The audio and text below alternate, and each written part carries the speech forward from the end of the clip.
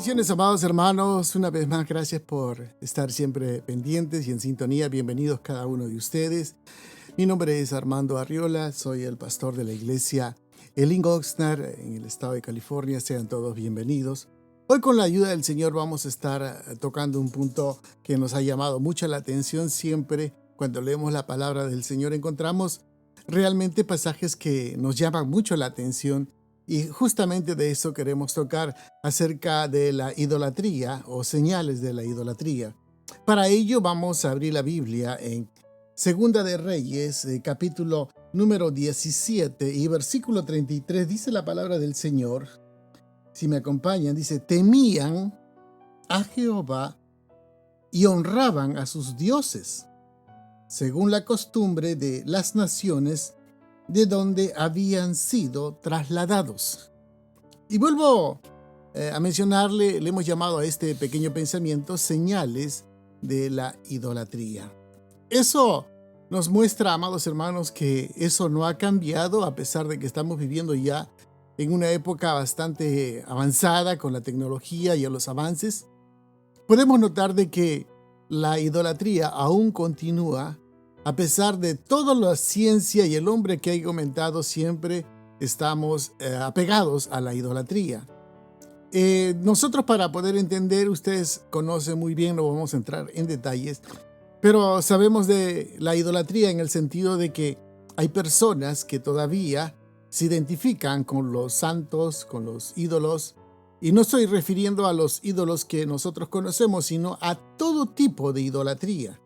No solamente hablar de la religión, sino también de la idolatría de los creyentes que, aún conociendo al Señor, habiéndose revelado a la vida de ellos, de cada uno de nosotros, todavía aún continuamos idolatrando ciertas cosas. Claro, ya no hay ídolos, por supuesto, pero continuamos idolatrando ciertas acciones y costumbres que se nos hace difícil de poder librarnos.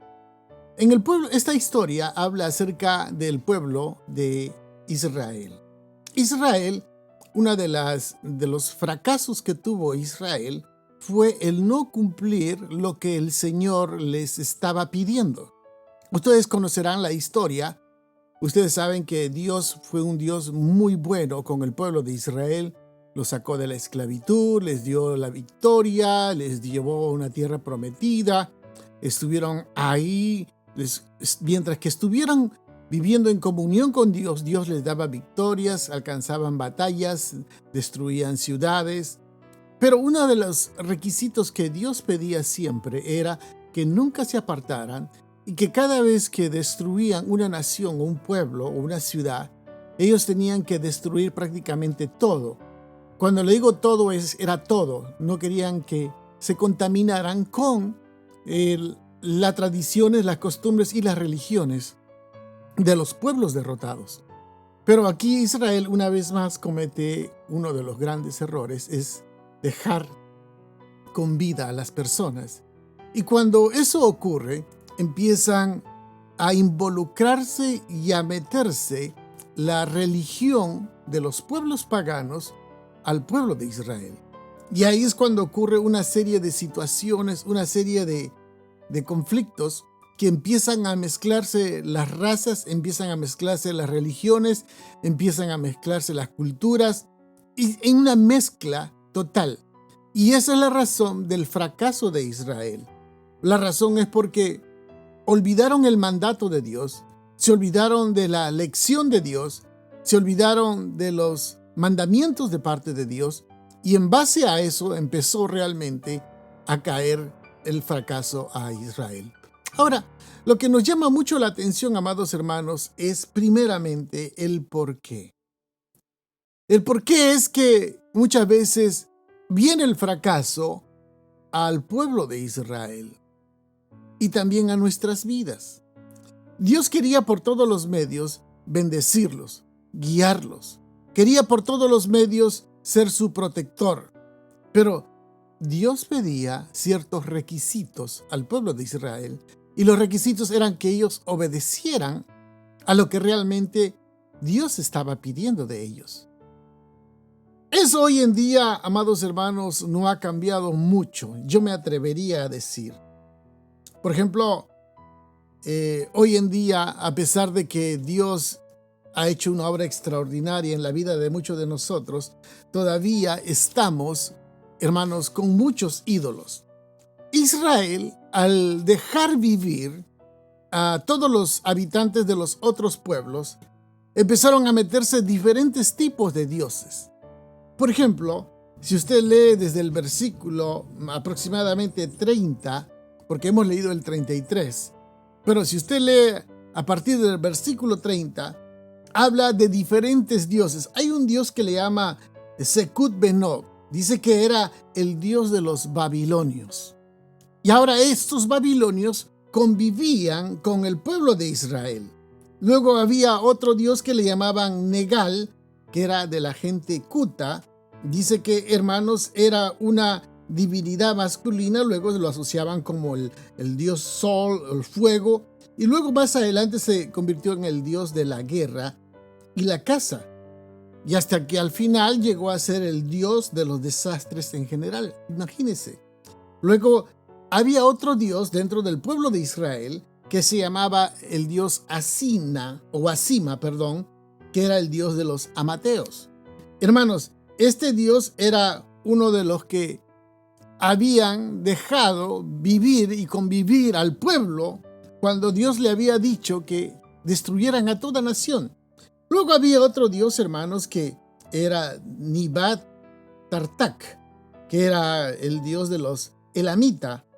Y por supuesto había otro más que se llamaba el dios Adramelech, de un pueblo llamado Serbaín, que era en hebreo. Y luego, para terminar, dentro de todo ese grupo había otro dios que llamaba el dios Anamalek, que era el dios relacionado a los sacrificios humanos.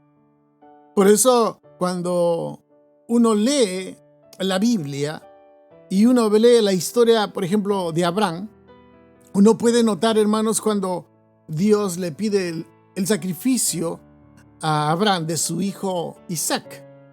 Y Abraham no dudó. ¿Por qué razón? Porque era una costumbre en otros pueblos, en otras naciones, otras culturas, por decirlo así, que era muy común que se hiciera sacrificios humanos.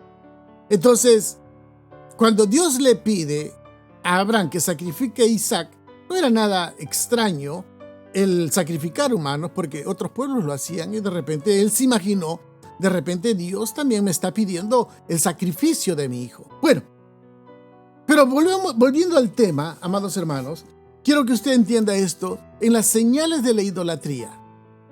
Hoy en día, lamentablemente, le tengo que decir así, lamentablemente, algunos de los cristianos, hermanos, somos como que cambiamos.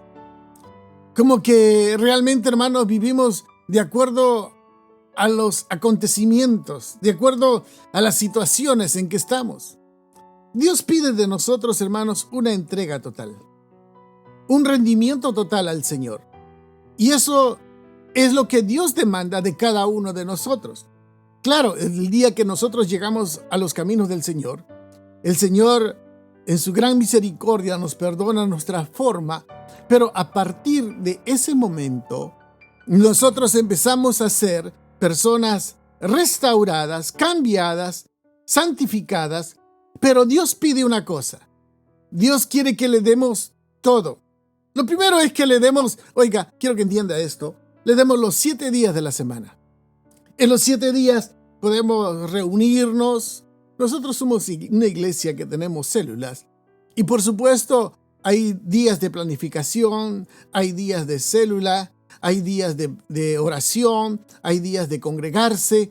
Entonces, lo que Dios demanda de cada uno de nosotros es que le demos todo nuestro tiempo. No solamente el día domingo, a eso en la tarde, a la hora del servicio. No.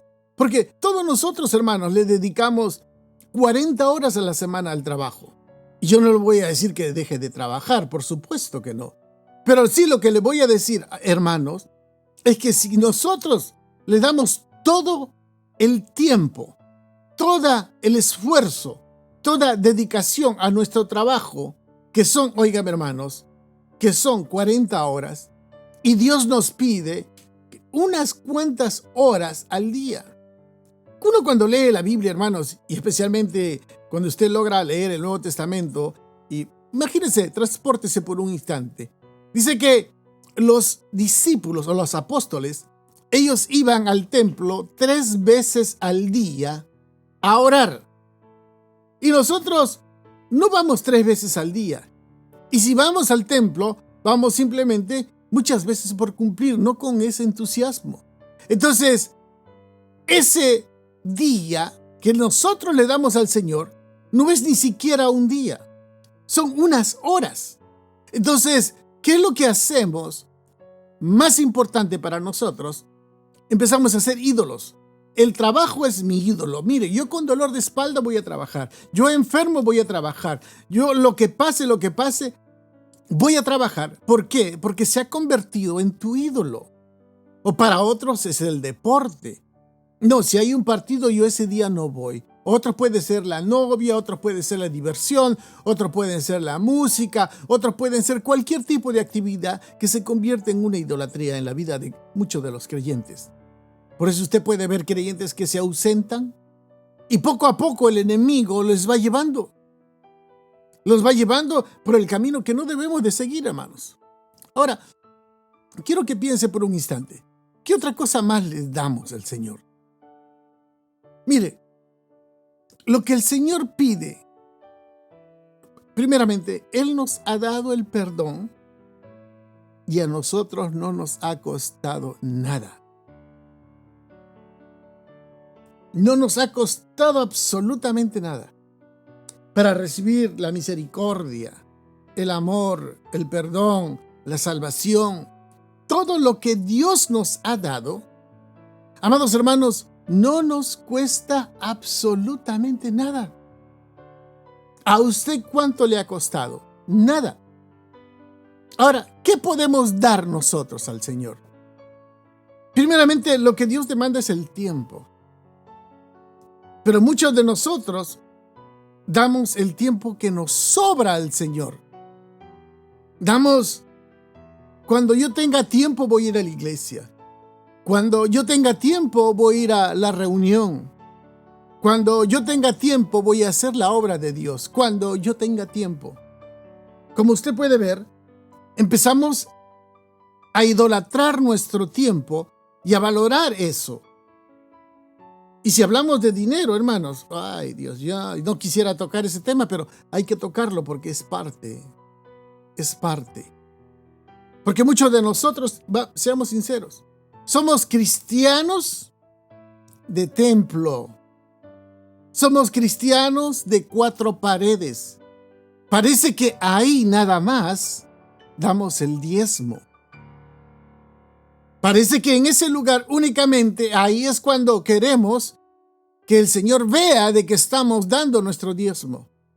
Quiero que entienda, si usted trabaja, si usted está recibiendo y usted es un hijo de Dios y es un cristiano nacido de nuevo, su obligación es dar los diezmos al Señor, porque luego se convierte en un ladrón. Y yo sé que eso no nos gusta, pero esa es la realidad. Y luego cuando vienen situaciones a nuestras vidas, empezamos a pedirle como diciendo, pero Señor, yo soy tu hijo, tú me has perdonado, yo quiero que me ayudes, ayúdame con mi esposo, ayúdame con mi esposa, ayúdame con esta enfermedad, ayúdame con esta situación, ayúdame en este problema que estoy pasando. Pero cuando el Señor te pide que te identifiques con Él, como que nos hacemos los disimulados. Solamente le damos las obras a Dios, porque nuestro tiempo es más importante, porque nosotros somos más importantes que la obra del Señor. Y ahí estamos dando lo que conviene, lo que le gusta, porque ya nos hemos formado ídolos. Porque dice el pasaje, hermanos, temían a Jehová, pero honraban a sus dioses. O sea, ellos tienen a Dios. Hasta dicen, no, Jesucristo es mi Dios, pero tengo otro más importante. No se parece a los dioses del mundo, hermanos. El mundo tiene todo tipo de dioses. Para que le vaya bien a un negocio tienen un tal caballero. Para que conseguir novio o novia tienen un tal llamado Antonio. Y hermanos, para todo tienen sus ídolos. Igualmente hoy quizás usted ya no tenga un ídolo y es normal. Pero ¿qué ídolo tenemos? ¿Es su hija el ídolo? ¿Su hijo el ídolo? ¿Qué es lo que realmente tenemos a nuestro alrededor como ídolos? Ahora, el otro punto estamos. Nosotros, mire, estamos más interesados en nuestros negocios que la causa de Cristo. Todos nosotros, hermano. La Biblia dice, buscad primeramente el reino de Dios y su justicia. Pero nosotros buscamos primero nuestros negocios. Primero es mi trabajo. Primero es mi salud. Primero es mi familia. Primero son mis hijos. Primero es mi casa. Primero es mi trabajo. Y ahí estamos, hermano, como diciendo, Señor, tú solamente los días domingos y viernes nada más, pero el resto de la semana yo tengo el control de todas las cosas. Un momentito. Quiero que entienda esto, amado hermano. Dios tiene el control absolutamente de todo. De su vida, de su salud, de su economía, de su hogar, de su familia, de sus hijos, de su esposo, de su esposa. Él tiene el control de todo. Entonces, ¿qué es lo que hacemos nosotros? Nosotros como decimos, Señor, tú quédate en las cosas nada más de tu parte y yo voy a tomar las cosas que son de mi parte. Entonces, empezamos a buscar el ídolo que nos conviene. Si quieres una novia, vas a ponerle velo o le pones de cabeza al santo. Y ahí estamos más interesados en nuestros propios negocios, amados hermanos. Ahí estamos, que nosotros buscamos lo que nos conviene, lo que nos agrada, y ahí sí le damos. Porque hay personas, quiero mencionarles, que no reparan en gastos para su carro. Y yo conozco personas, hermano, yo no voy a mencionar nombres, por supuesto, pero personas que no les importa cuánto gastar en su carro, con tal que tengan el mejor estéreo, que tengan las mejores llantas, las mejores pinturas, ahí sí gastan porque ese es su ídolo. Pero en las cosas de Dios, mire, hermanos, dan hasta el dólar y con dolor de estómago lo dan. Entonces, están más interesados en las cosas de ellos mismos porque ese es su ídolo. Hoy nos encanta más, oiga, la alabanza de los hombres que la alabanza a Dios. Ese es el otro punto, hermanos. La gran mayoría de personas trabajan para el ojo humano. Trabajan para que la admiración de la gente, para que la gente los aplauda, para que la gente los reconozca, para gente que los admire. Y que mire, wow, mire lo que ha hecho el hombre, mire lo que hizo aquello, mire lo que está haciendo el otro. Ya no buscamos, oiga, ya no buscamos la aprobación de Dios.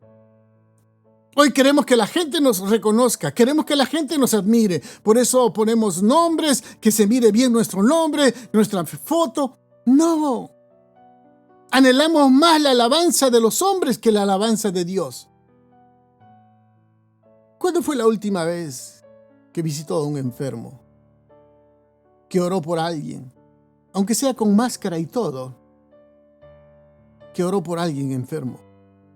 ¿Cuándo fue la última vez que dio agua, siquiera a un sediento, ayudó a un necesitado?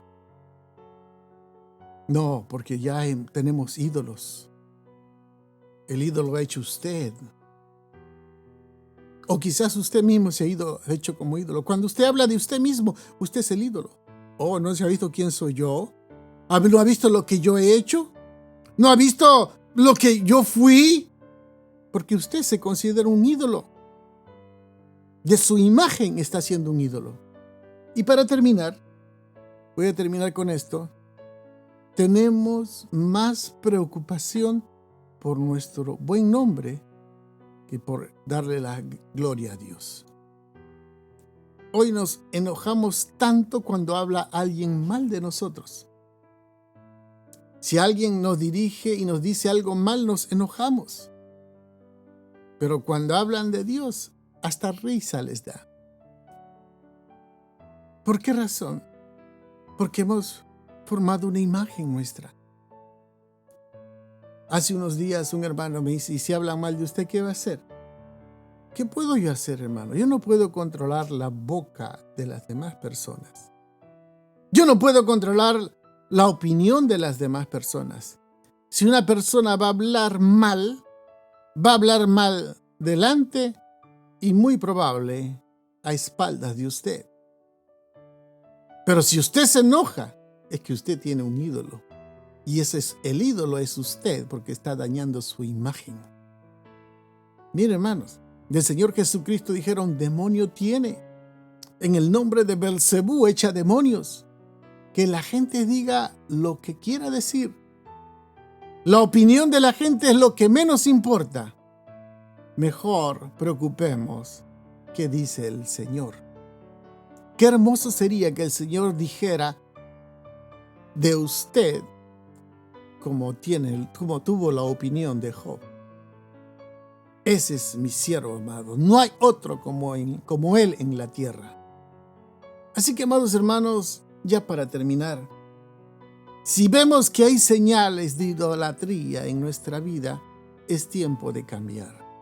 El Señor nos da muchas oportunidades de poder corregir. Así que bendiciones, gracias por estar siempre pendientes y que el Señor me los bendiga a cada uno de ustedes. Que tengan un hermoso día. Bendiciones.